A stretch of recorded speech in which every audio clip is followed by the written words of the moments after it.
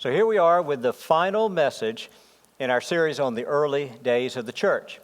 Now, not the early years, we're actually getting closer to the beginning than that. It's those first days, as recorded for us in the book of Acts, chapters 3, 4, and 5. We're looking at the early days of the church because that gives us an opportunity to see what it looked like when they were first getting together, first organizing this thing we call the church, and thus we see what mattered most, what were the essentials that they started with. I'm hoping that by looking at the early days of the church, we can learn some lessons for ourselves of how to be the best church that we can be for the Lord. Today, our message is entitled, A Church Moving Forward. A Church Moving Forward, Acts chapter 5, verse 39. In chapter 5 of the book of Acts, Luke introduces us to a man named Gamaliel. He's not a part of the church. He's Jewish. In fact, he's a leader among the Jews. Gamaliel was the number one Jewish rabbi back in his day. I mean, he's the guy everybody knew and listened to. If you were in a discussion of Bible things or theological issues, at some point somebody's going to drop his name. Well, Gamaliel says he was a professor training others in this profession of Judaism. And so the Apostle Paul says in Acts chapter 22 that he, when he was becoming a Pharisee, he studied under Gamaliel. Gamaliel is the kind of person that if he was in a room full of other Jewish leaders, they could talk all they want, but when he stood to speak, people listened. And so it is, Luke records in Acts chapter 5 a meeting of the Sanhedrin. Now that's the top Jewish council. They had the authority to decide things. That's the group that took Jesus and condemned him to death and then handed him to Pilate to be crucified. That's the group that in Acts chapter 3 arrested Peter and John and then threatened them not to preach the gospel ever again. And that's the group that now is meeting to determine how do we stop the church. That was their goal. How do we stop the church from going forward? Now, as they're discussing and debating, and they're getting really upset about it, Gamaliel rose up and he spoke. And as he spoke, he reminded them, you know, in the past, we've seen other would-be messiahs. He even named some names. Remember Theudas, how he rose up, gathered disciples, and you guys got all upset about it, but then he disappeared. You remember that we had others like him, and they rose and got a following, and you tried to figure out how do we stop them, and the next thing you know, they're gone. And so here's his bottom line. He says, listen, these disciples of Jesus, this church that they're putting together, if it is of human origin, it will eventually fail. If this is just a man-made thing, it's going to run its course and it's going to disappear. You don't have to get all upset. But he says, if it is from God, you'll not be able to stop it. And if you try, you'll be fighting against God. Now think about the wisdom of what he said.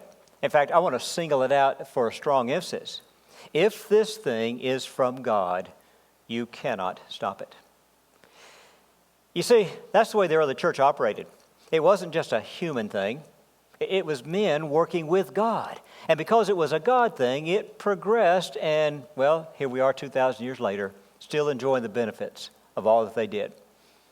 You see, I look at that early church and I realize I want to be like that. I want our church to be like that, a church that is moving forward with the help of God. Now, here's where it begins. It begins like they did. As I go back to their story, they were pressing forward. They were a church on the move. You look at that early church, you see the action that was taking place there. Luke tells the story in those first 3 chapters. He says that they had a lot of momentum as they moved forward, and the numbers increased. As he tells the stories, it started first with 12, the 12 apostles. And in chapter 1 of Acts, they've gathered 120 disciples. They'll be the nucleus of the church. In chapter 2, the day of Pentecost, 3,000 will come forward and be baptized, and now the church is large.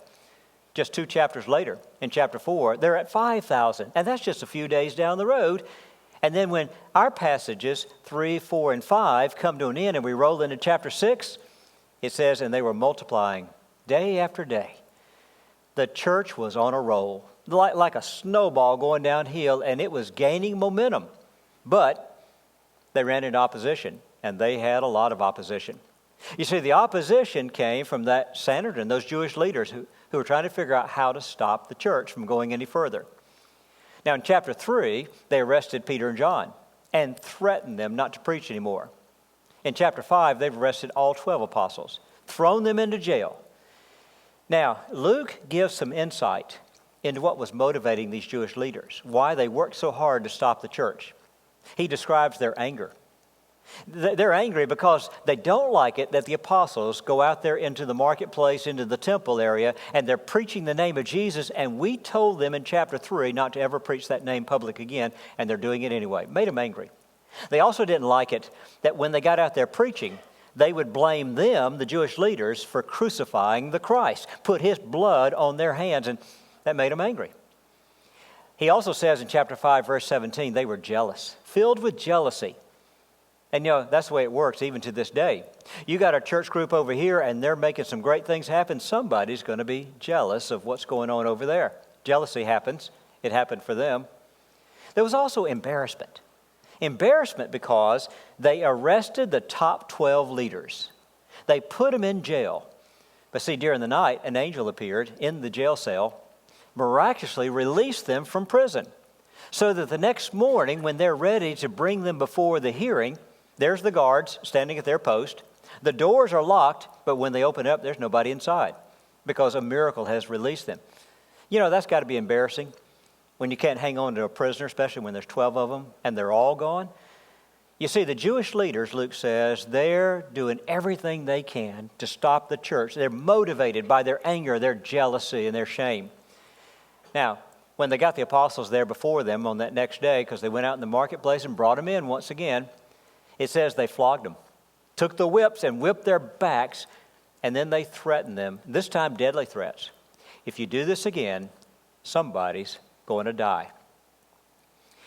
Now, at this point, it's decision time. The church has to make a decision. If we proceed in the direction we've been going, do what we've been doing, somebody's going to get killed. And so as they thought about it, this is where Peter said, I'll tell you what we do. Peter says, we've been given a command by our Lord, a great commission to preach the gospel. The authorities tell us we can't preach the gospel. Anytime we have a conflict between what the Lord tells us to do and what human authorities tell us to do, we must obey God rather than man. Anytime they're in conflict, we must obey God rather than man. Now, that's a good life principle you should always have memorized. Anytime the people around you tell you one thing, but the Lord in His Word tells you something else, we must obey God rather than man. Now, with that conviction and that determination, they went right back out into the temple and they began to preach Jesus and evangelize the people. And it says they continued to grow and multiply. And there were people who died, but they pressed forward to do what the Lord told them to do. Now, I like their spirit, I like their courage, but that brings me to mind of what happens in the life of every church. Every church. You reach a point at which you ask the question, now what? Now what? I mean, after all, you've come to where you have come, and here you are, but now, what do we do next? In that now what question, there's only three real possibilities of what the answer will be. One possibility, of course, is keep moving forward. Let's keep pressing on. I mean, we've come this far. Let's just keep going. Regardless of what anybody says or any threats they give us, let's just keep pressing forward. I like that. That's a good answer. There's a second answer, falling back. Let's pull back. But anytime a church starts to fall back, it's a sad thing as numbers drop, programming decreases. And at some point, if you keep falling back, you're gone. And it's unfortunate, but every year there are churches that close their doors. See, that's the bad answer. There's the good answer, the pressing forward. There is still the third option. And the third option is stand still, right where you are, and maintain. That maintaining what you've got, that could be good or bad. It just depends on how you use it. So, for example, if you've been working hard to get to where you are, to take a little bit of a break and rest and catch your breath, that's not bad. Take what you've done and solidify it, make it solid. Regroup and rethink, and let's plan what we do next. That can be a good thing to take a bit of a break. But on the other hand, if you take too long a break, that could be trouble. If you say, I like our church just the way it is. It's comfortable, it's peaceful, it's happy, I know everybody. Let's just leave it like it is. You can for a while, but it's not going to stay. Nothing stays the same. And at some point, as it changes, you'll find it diminishes, and at some point, you're on that downward slide. You see, I think you would agree with me. There's not a one of us who would vote for, let's just fall back and watch it go away. No. Now, standing where we are, that's okay for a short while, but at some point we've got to agree, let's move forward. It's time to move forward. Let's see what we can do next. And that's really where I am today as I speak to you.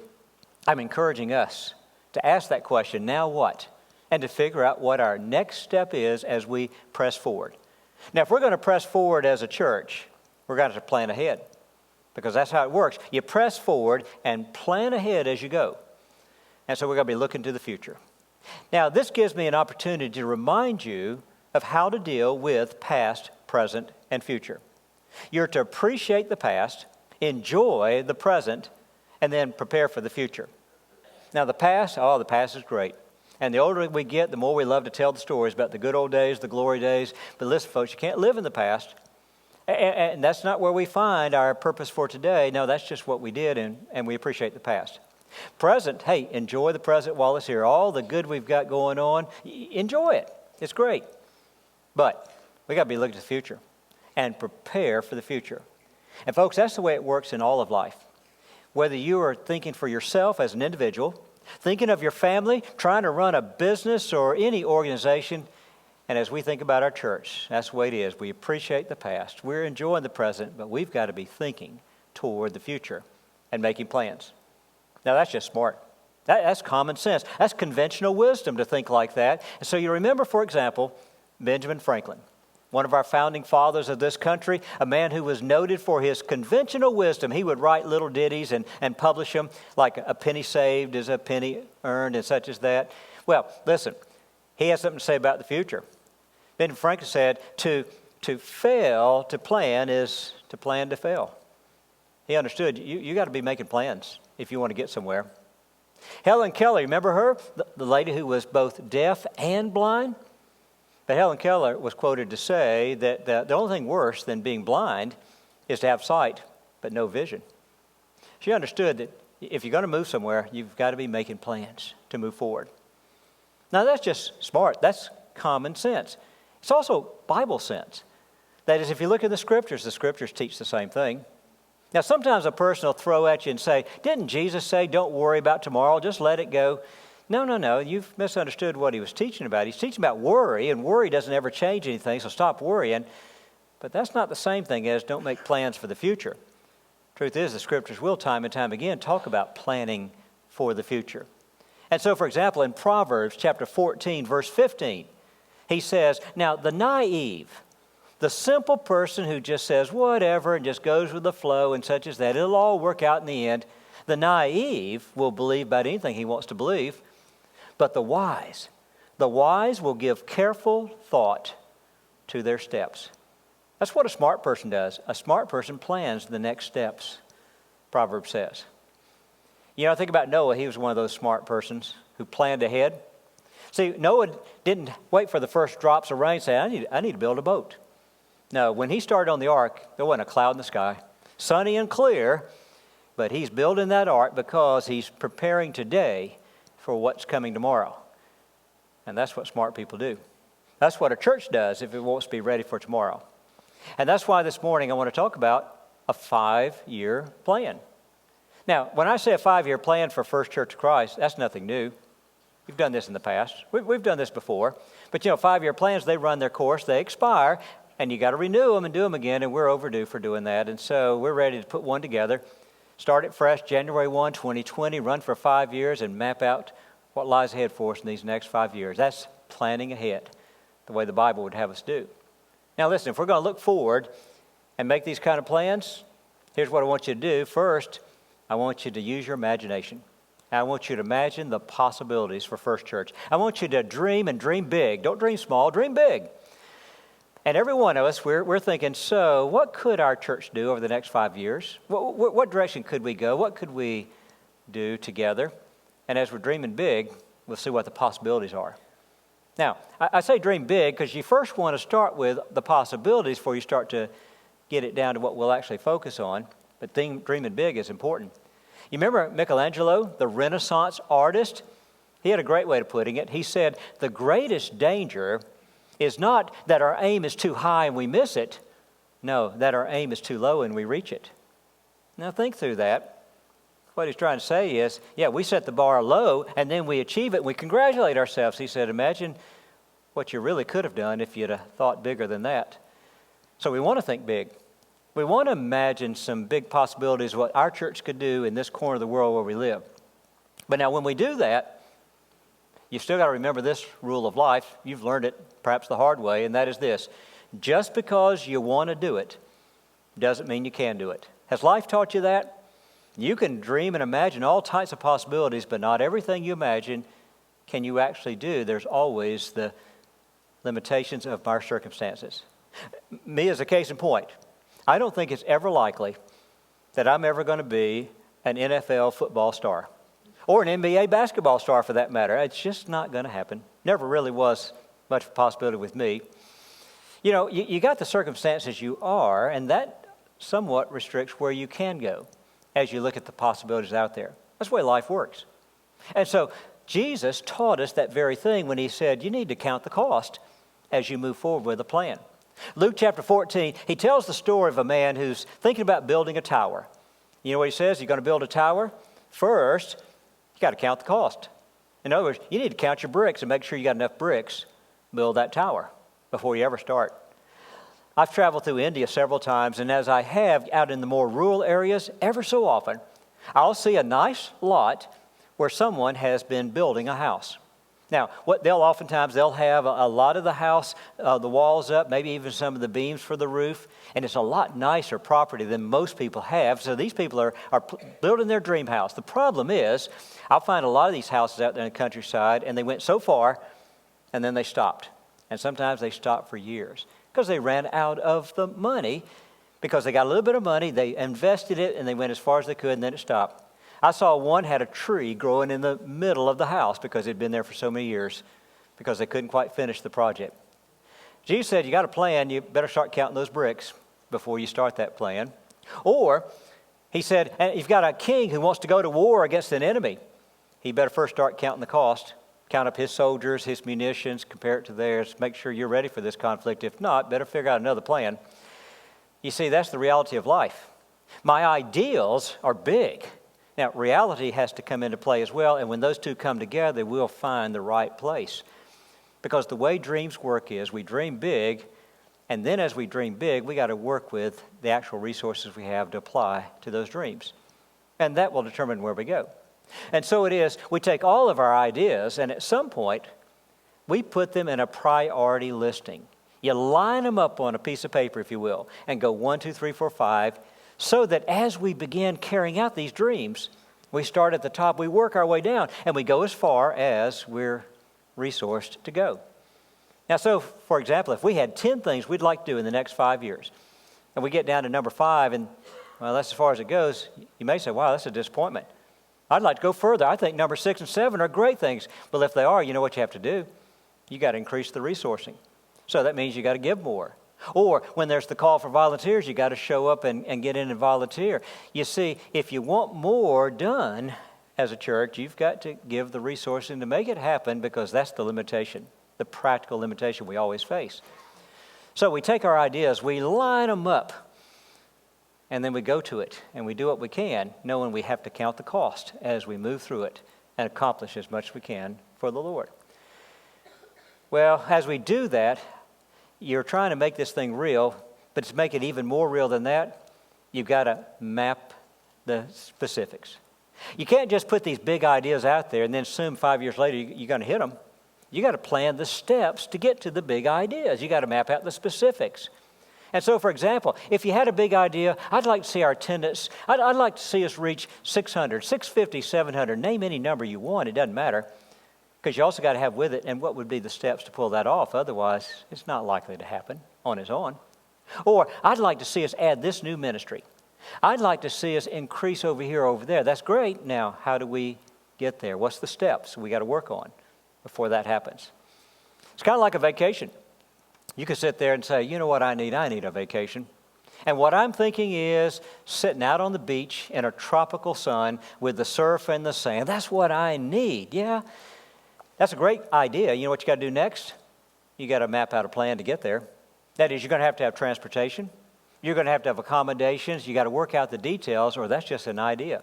Listen, a good goal without a plan is just a wish. We're not here just to wish. We're here to actually make plans and make them happen. And that's why you get all the good ideas. You line them up in a priority order, work with the resources that you have, and as you do, you got to map out how we accomplish each of these things. We lay out the specifics. That's the meat and bones of a 5-year plan. That's the hard work on paper, but once you got it, then you get to it. In fact, that brings you to the next piece, and that's where we work together. All hands in, and we work together to make this thing happen. Now, working together is what really makes it happen, because, I could sit in my office. I could write us a 5-year plan, be easy. Wouldn't mean much if it's just my ideas on my piece of paper. Even if I showed it to you, it still doesn't mean much unless we all say, yeah, let's get into this. It's got to be all hands on deck, or not much happens. You see, the greater the participation, the greater the success. And the less participation, less likely you're going to get much done. And that's why we got to work together.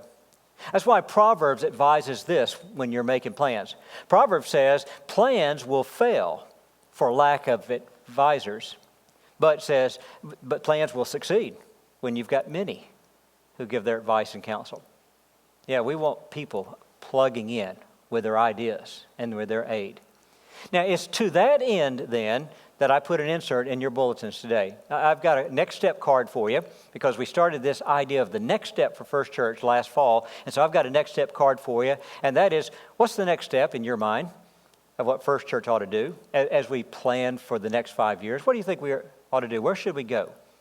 Now, I want you to fill that out.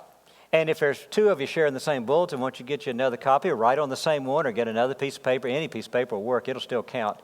But give me your ideas. Dream your dreams of what this church could do in the place where we live in this world. Now, as you do that, I want you to line them up, though, in your priority order where you would number them. Number 1, number 2, number 3. That's why I gave you 3 slots. Now, you may say, I got more ideas than 3. That's fine. And you can put all 25 ideas down if you got 25 ideas. I had somebody this morning say, I'll get you a long list. That's great. But, when all is said and done, a long list is only a start. I need to see the order. But if we start with 1, we put 1 as important what would that be?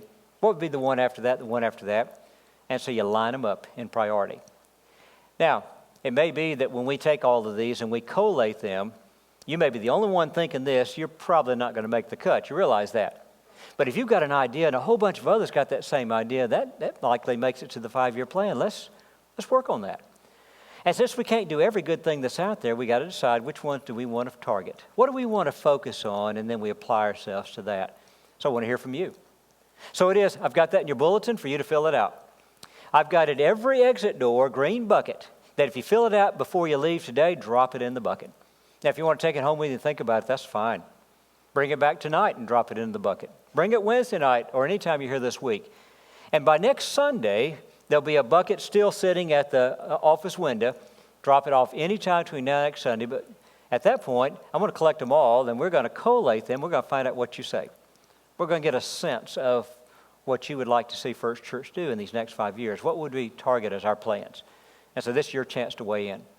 Now, if you don't tell us, there's no way we can know it. So if you got something to say, and I hope you do, let us know what you're thinking. So it is, we work together.